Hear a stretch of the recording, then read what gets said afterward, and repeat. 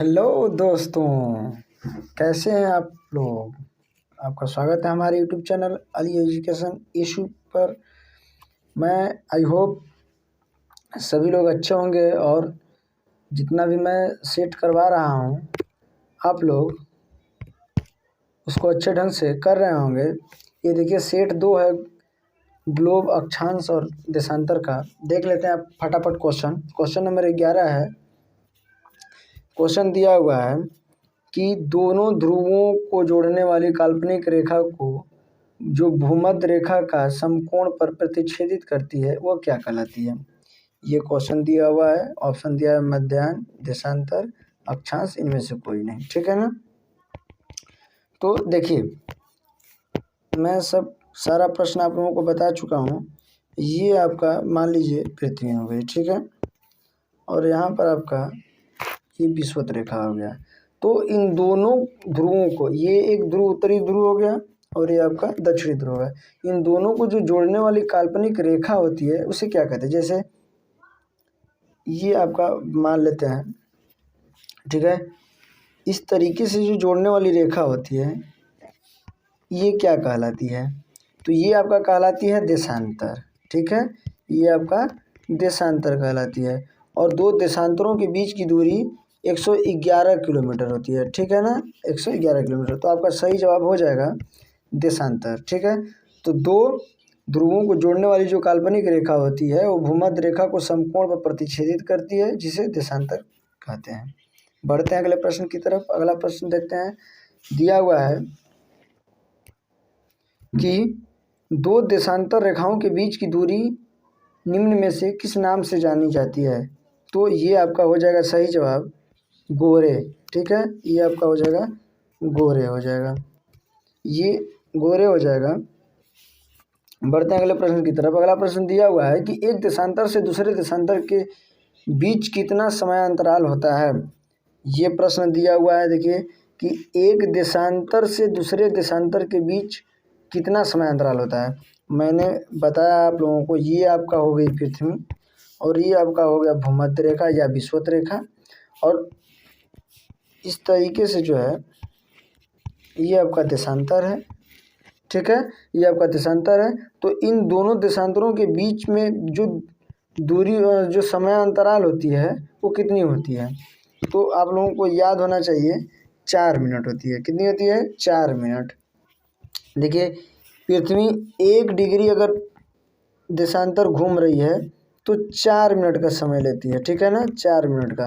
तो 1 घंटे में कितना समय लगी, तो 15 चौके 60, तो 60 मिनट का, अरे सॉरी 15 डिग्री का जो है रोटेट करेगी। 1 घंटे में कितना रोटेट करेगी, 15 डिग्री रोटेट करेगी पृथ्वी। ठीक है, बढ़ते हैं अगले प्रश्न की तरफ। अगला प्रश्न दिया हुआ है कि वह अक्षांश रेखा जिस पर सदैव दिन और रात बराबर होते हैं या समान होते हैं वो क्या कहलाती है, कौन सी रेखा कहलाती है। ये प्रश्न दिया हुआ है। तो देखिए ये आपकी पृथ्वी हो गई। बार बार ये फिगर बनाने से आप लोगों के दिमाग में कॉन्सेप्ट जो है बैठ जाएगा। ठीक है ना। और ये आपकी जो है भूमध्य रेखा हो गई और ये आपका कर्क रेखा और ये आपका मकर रेखा। तो वह अक्षांश रेखा बताना जहाँ पर सदैव दिन और रात बराबर होते हैं। तो ये भूमध्य रेखा, ये विषुवत रेखा या भूमध्य रेखा पर जो है दिन और रात बराबर होते हैं। तो आपका सही जवाब हो जाएगा भूमध्य रेखा। ठीक है, बढ़ते हैं अगले प्रश्न की तरफ। इसको थोड़ा सा हम और पतला कर लेते हैं।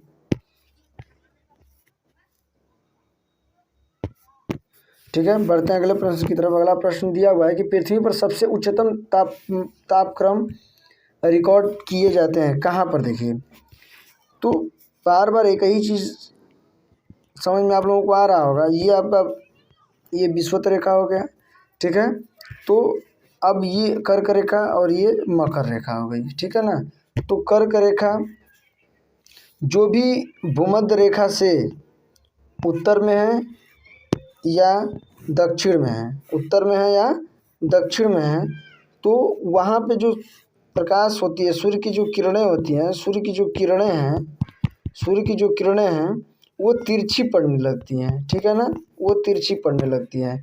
तो आपका सही जवाब हो जाएगा भूमध्य रेखा पर। ठीक है, बढ़ते हैं अगले प्रश्न की तरफ। अगला क्वेश्चन दिया हुआ है कि निम्नलिखित में से कौन सा कथन असत्य है। ऑप्शन आपके सामने दिया हुआ है। देशांतर रेखाओं की कुल संख्या 180 होती है, ये आपका गलत हो गया पहले ही, क्योंकि जो देशांतर रेखा होती है, जो देशांतर रेखा होती है वो होती है 360 होती है। ठीक है, देशांतर रेखाओं की कुल संख्या 360 होती है और अक्षांशों की कुल संख्या 180 होती है। ठीक है, तो ये आपका यही वाला आंसर हो जाएगा। बढ़ते हैं अगले प्रश्न की तरफ। अगला क्वेश्चन दिया हुआ है कि निम्न में से कौन सा कथन असत्य है। कौन सा कथन असत्य है, देख लेते हैं ऑप्शन। ऑप्शन दिया हुआ है कि विषुवत रेखा से ये आपकी हो गई पृथ्वी और ये आपका हो गया विषुवत रेखा।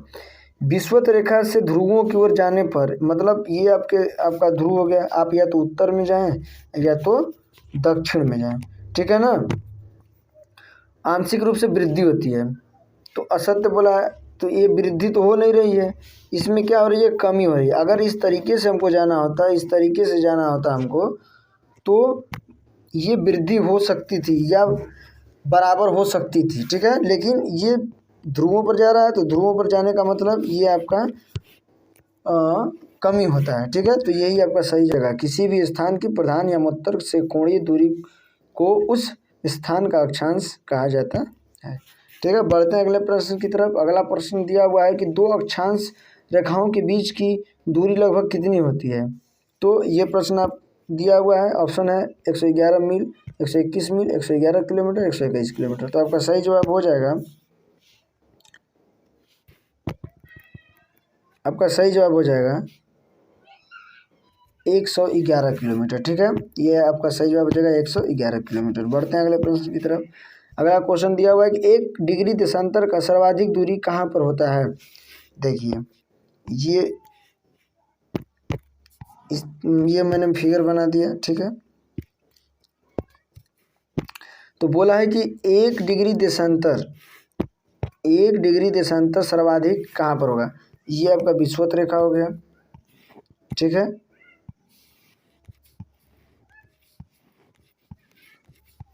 तो ये जो दूरी